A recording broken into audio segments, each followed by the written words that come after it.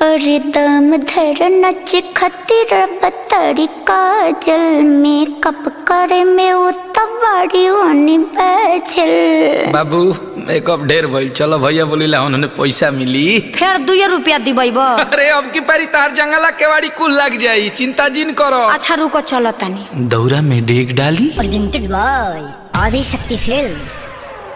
न बनी अंबानी जी जानो तो सभाबानी जी के झूठो के फैलतानी रहुआ न ले ले कुछ बानी जी।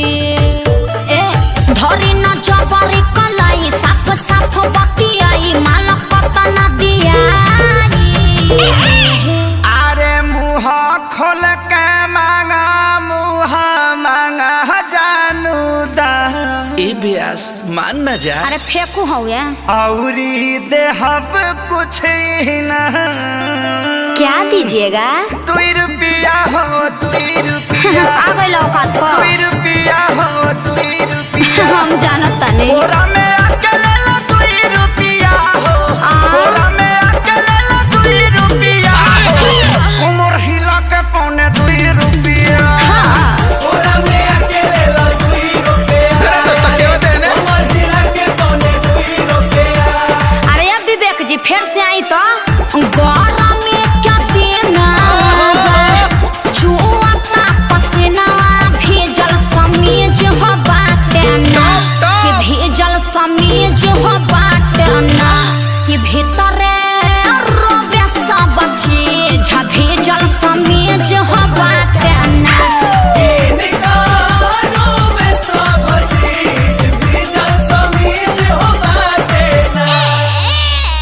सुनले बानी तोहरता बहुते हो खता कमाई हो 1000 2000 जे दे देब तोहरो न कुछ घट जाई हो। चवन्नी अठन्नी पकैले बाडू कांडी बोला काहे अतना हाई बजट के करे लूटी। अरे बोला भैया हाँ तो फ्री में मजा लेबा छोड़ी हमारे अब पीछा लेब न परीक्षा तनी दूरी बनाई। अरे तो तोहरे खातिर सब भई जुटावता निधन। चल झूठा ऐसे तू रहो जान मान। अरे होई पगली के पाछा पगली झर पर का ब्यास। हाँ तो तहार कहे भभाता 2 रुपया हो 2 रुपया। का खा 2 रुपया हो 2 रुपया। कहत जा। बोरा में आके ले लो 2 रुपया हो। बोरा में आके ले लो 2 रुपया। अरे लागल है। तो महिला के पौने 2 रुपया। ना होई बोरा में आके ले लो 2 रुपया।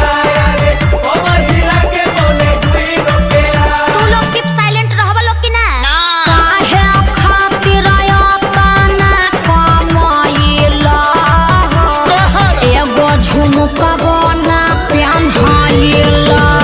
जीवन बीमा तोहरो कराई हो। मैं करा दस सब बेनाई। हाँ तो एगो हाई हिल के सैंडल किनवा दलो। सुननी हरोडा नली गली क्या ठीका तोहरो तक तने चले हो। ठीक सुन लिया। त कंजूस क्या पहले तू बाड़ा रुपया करोड़ों बा भले हो। अरे अचल संपत्ति हो प्रभु तू राज सुन करे चले कबेर हमरो बना दो मिजान। सुन सुगीना त जीवन भर बैठी के छिलबू पिया। अच्छा अखिलेश खेसारी है ने आई आकाश श्याम के बोलाई रात भगाना ओकनी जगह शहर से लेकर गवाई। शहर तक बाजेला। अरे धन धन्य कैलू दिल से बाटे धन्यवाद। वेलकम जादव जी। रह जीवन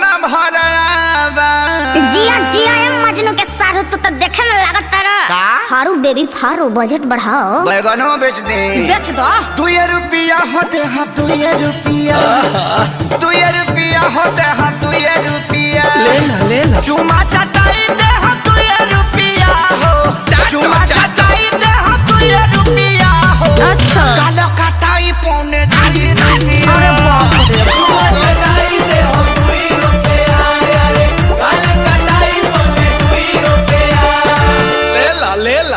अरे बाजार खत्म करो, लोग जा अपना घर।